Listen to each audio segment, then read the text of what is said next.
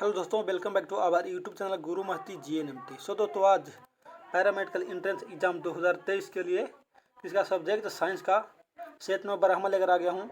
और आप लोग का पता होना चाहिए कि हर सेट में क्या है तो VI इंपॉर्टेंट क्वेश्चनों का संग्रह किया गया है, मतलब कि वेरी इंपॉर्टेंट क्वेश्चनों का संग्रह किया गया है। तो सभी सेट देखना ना भूलें। और हाँ, जो अभी तक 1 से लेकर 11वां सेट तक ना देखें, कृपया चैनल के प्ले लिस्ट में चल जाए, वहाँ सारा का सारा वीडियो पड़ा हुआ है, जाकर देख लें, ताकि इन पैरामेडिकल एंट्रेंस एग्जाम 2023 अच्छा रैंक लाने में कोई दिक्कत ना हो और सही अच्छा रैंक आ सके, जिसमें सरकारी कॉलेज प्रोवाइड हो सके। तो चलता हूँ फिलहाल आज का सेट नंबर 12वां का फर्स्ट क्वेश्चन देख लेता हूँ किस प्रकार से पूछ रहा है। तो सेट नंबर 12वां का फर्स्ट क्वेश्चन इस प्रकार से है। फर्स्ट क्वेश्चन बोल रहा है कि किस तत्व की कमी से पादप की पत्तियां पीले रंग की दिखने लगती है। पादप मतलब क्या? पेड़ों की पत्तियां पीले रंग की दिखने लगती है। ऑप्शन ए में दिया हुआ आयरन के कारण, बी में है सल्फर के कारण, सी में है कैल्शियम के कारण, एंड डी में क्या हो रहा है? पोटेशियम के कारण। तो इसका राइट आंसर हो जाएगा ऑप्शन डी, अर्थात किसको? तो पोटेशियम के कारण क्या होता है? पेड़ की पत्तियां पीले रंग की दिखने लगती है। आगे चलते सेकंड क्वेश्चन में।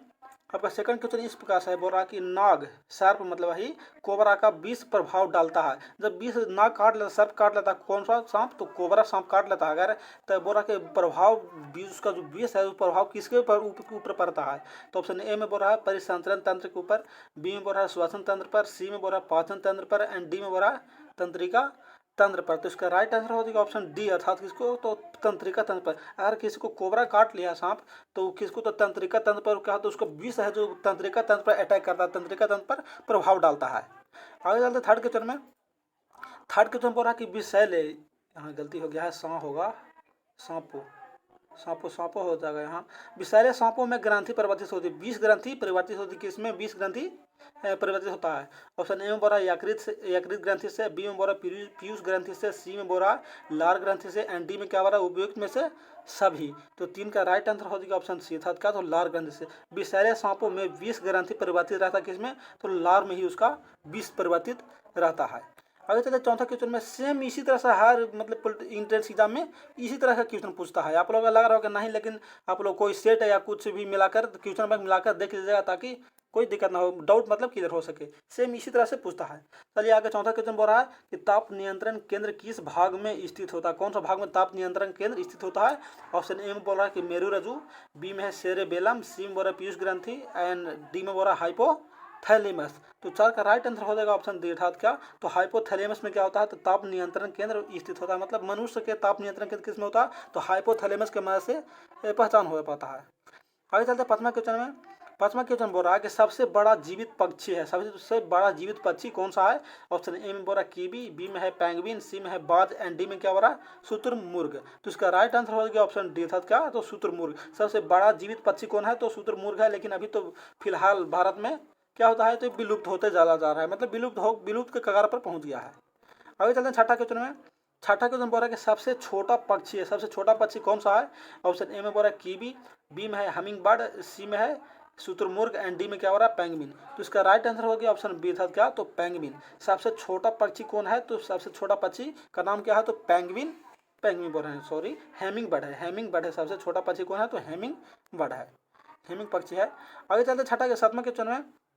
सातवां क्वेश्चन इस प्रकार से है कि निम्न में से कौन भारतीय पक्षी विज्ञान विशेषज्ञ व्यक्ति थे? मतलब भारतीय पक्षी विज्ञान विशेषज्ञ व्यक्ति थे। ऑप्शन ए में बोला डॉक्टर सलीम अली, बी में बोला डॉक्टर JC बोस, सी में बोला doctor Hargobind Khorana, and D में बोला डॉक्टर SS स्वामीनाथन। तो 7 का राइट आंसर हो गया ऑप्शन ए, था क्या? तो डॉक्टर सलीम अली। डॉक्टर सलीम अली ऐसा व्यक्ति थे जो पक्षी विज्ञान के विशेषज्ञ, मतलब पक्षियों के बारे में जानते थे, अधिक जानकारी रखते थे। आगे चलते हैं आठवां क्वेश्चन में। आठवां क्वेश्चन बोल रहा है कि रुधिर वर्ग ए वाले व्यक्ति को किस वर्ग का रुधिर दिया जा सकता है? जो जिस व्यक्ति का ब्लड ग्रुप ए है, उसका कौन सा ब्लड दिया जा सकता है? ऑप्शन ए में बोल रहा है AB तथा O, बी में बोल रहा है A तथा B, सी में बोल रहा है केवल A, एंड डी में बोल रहा है A तथा O।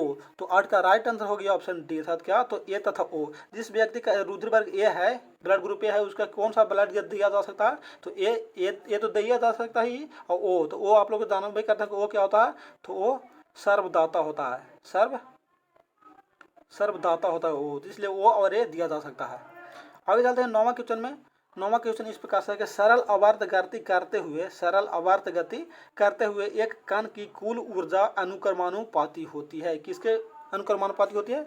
ऑप्शन ए में बोला संतुलित अवस्था से विस्थापन के, बी में बोला के दोलन की आवृत्ति के, सी में बोला संतुलन अवस्था में वेग के, एंड डी में बोला गति के आयाम के वर्ग के। तो 9 का राइट आंसर हो जाएगा ऑप्शन डी, अर्थात क्या, तो सरल आवर्त गति करते हुए कण की कुल ऊर्जा गति के आयाम के वर्ग के अनुक्रमानुपाती होती है। आगे चलते हैं 10वां क्वेश्चन में। 10वां क्वेश्चन इस प्रकार है कि वनस्पति तेल से क्या, डालडा या वनस्पति घी बनाने में निम्नलिखित में से कौन सी प्रक्रिया इस्तेमाल की जाती है। आप लोग वनस्पति तेल घी नहीं देखे हैं, वही जो सस्ता में 200-300 रुपये किलो मिल जाता है, पूजा करने में ज़्यादा सामग्री में काम में आता है, तो वही बोल रहा है कि इस्तेमाल की जाती है। कौन सा किया जाता है। ऑप्शन ए में बोल रहा है जल अपघटन, बी में बोल रहा है ऑक्सीकरण, सी में बोल रहा है हाइड्रोजनीकरण, एंड डी में क्या हो रहा है ओजोन अपघटन। तो 10 का राइट आंसर हो जाएगा ऑप्शन सी, अर्थात क्या, तो हाइड्रोजनीकरण। वही बोल रहा था कि वनस्पति तेल से डालडा वनस्पति घी बनाने में हाइड्रोजनीकरण प्रक्रिया का इस्तेमाल किया जाता है। आगे चलते हैं अगला क्वेश्चन में। अगला आपका 11वां क्वेश्चन बोल रहा है कि हाइड्रोजन बम किस सिद्धांत पर आधारित है। कौन सा सिद्धांत पर हाइड्रोजन बम आधारित है।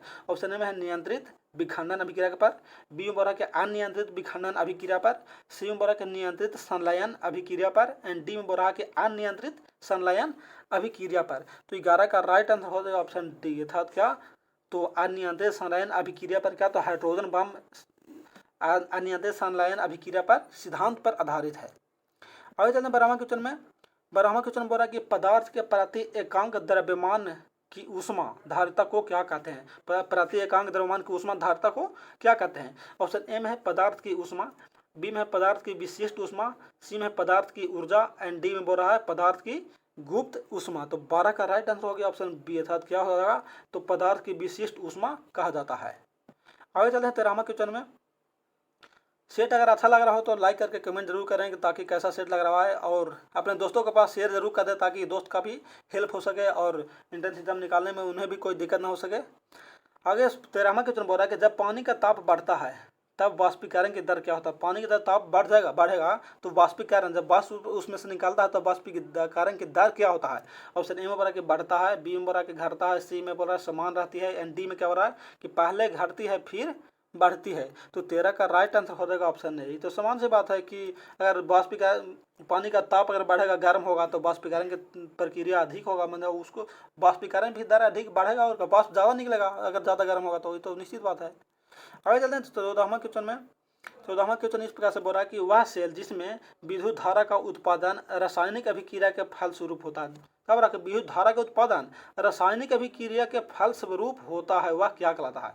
ऑप्शन ए में बोला कि विद्युत रासायनिक सेल कहलाता है, या बी में बोला कि विद्युत अपघटन सेल कहलाता है, सी में बोला सांद्रण सेल कहलाता है, एंड डी में बोला कि इनमें से कोई नहीं। तो 14 का राइट आंसर हो जाएगा ऑप्शन ए हो जाएगा, अर्थात क्या, तो विद्युत रासायनिक सेल कहलाता है।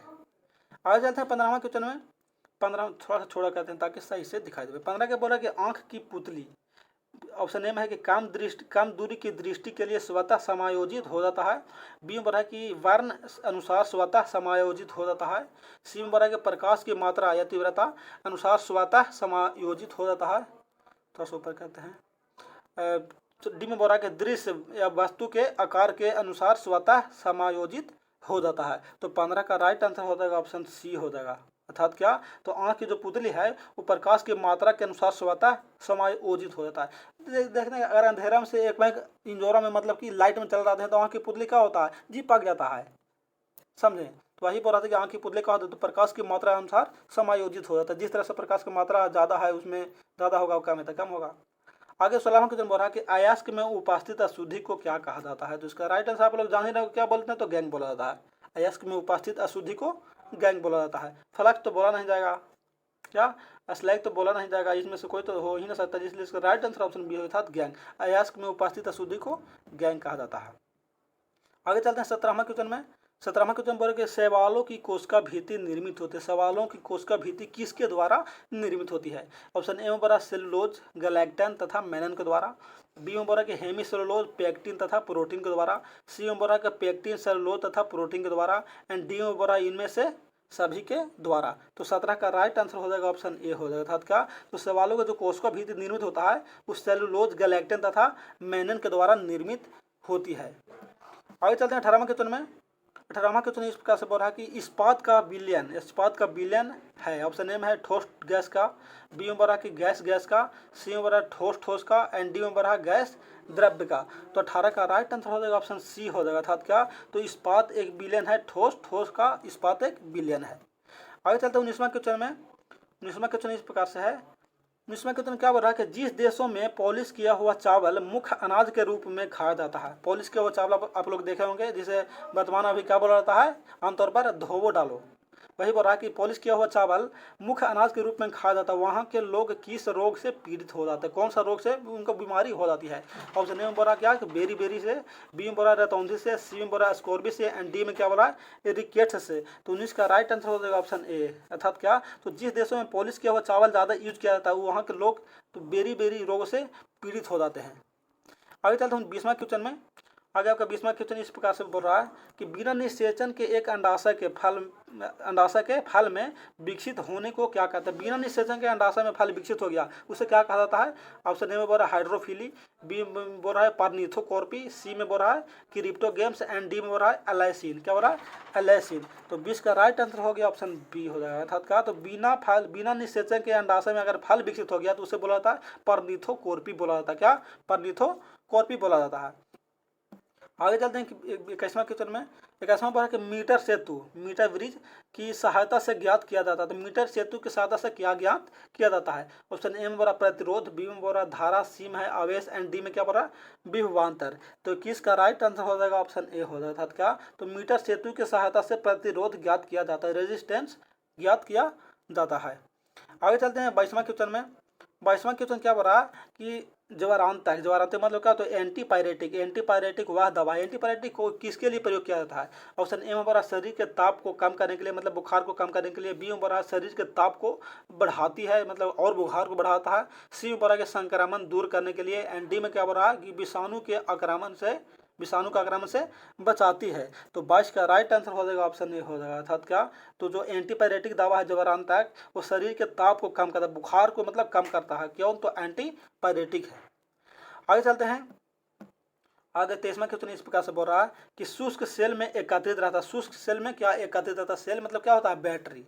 आप लोग तो वाहनों का पता चला होगा, बताए थे मतलब सेट में 11वां सेट में कि वाहनों में जो प्रयोग किया जाता है बैटरी, उसमें क्या उपयोग किया जाता है, कौन सा अम्ल, तो उसमें सल्फ्यूरिक अम्ल प्रयोग किया जाता है। तो इसमें 23वां में आज बोल रहा है कि शुष्क सेल में एकत्रित कौन सा रहता है। ऑप्शन ए में बोल रहा है स्थितिज ऊर्जा रहता है, बी में बोल रहा है रासायनिक ऊर्जा रहता है, सी में है परमाणु ऊर्जा, एंड डी में क्या बोल रहा है इनमें से सभी। तो 23 का राइट आंसर हो जाएगा ऑप्शन बी हो जाएगा। अर्थात क्या, तो शुष्क सेल मतलब सूखा सेल में कौन रहता है, तो रासायनिक ऊर्जा परिवर्तित रहता है। आगे चलते हैं 24वां क्वेश्चन में। 24वां क्वेश्चन इस प्रकार से बोल रहा है कि निम्नलिखित तत्वों में से किसका आयनन विभव सबसे कम है। सबसे कम आयनन विभव किसका है। ऑप्शन ए में है Na मतलब सोडियम, बी में बोल रहा क्या CS मतलब क्या हो गया सीजियम, F मोनोफ्लोरीन, I में हो गया आयोडीन। तो इसका राइट आंसर 24 का राइट आंसर हो गया ऑप्शन बी हो जाता था। तो सीजियम का आयनन विभव सबसे कम होता है, बाकी इन तीनों का सीजियम से आयनन विभव ऊंच होता है। आगे चलते हैं 25वां क्वेश्चन में, और इस सेट का लास्ट क्वेश्चन है पूरा कि धूल और गिरीश को सतह से साफ करने वाला पदार्थ को क्या कहा जाता है। ऑप्शन ए में है अपमार्जक, बी में है स्नेहक, सी में है विरंजक, एंड डी में क्या हो रहा है अपचायक। तो 25 का राइट आंसर हो जाएगा ऑप्शन ए हो जाएगा था क्या, तो अपमार्जक। धूल और गिरीश को सतह को साफ करने वाला पदार्थ को क्या बोलता है, अपमार्जक। अपमार्जक मतलब आप लोग क्या देखे होंगे, क्या जानता है, सर्फ बोला जाता है, सर्फ। बहुत बड़े सर्फ का ब्रांड है अभी, सर्फ एक्सेल हो गया, घड़ी हो गया, चलिए कोई दिक्कत नहीं है। वही बोला कि सर्फ को साफ करने के लिए क्या कहते हैं, तो अपमार्जक का प्रयोग किया जाता है। बस सेशन अगर अच्छा लग रहा हो तो लाइक करके कमेंट जरूर करें, कैसा लग रहा हो अपने दोस्तों के पास शेयर जरूर कर दें, और जो इस चैनल पर नए होंगे चैनल को सब्सक्राइब करके बेल आइकन को जरूर दबा दें ताकि नोटिफिकेशन सबसे पहले मिलता रहेगा। तो फिर मिलते हैं अगले क्लास के सेट में। तब तक के लिए जय हिंद।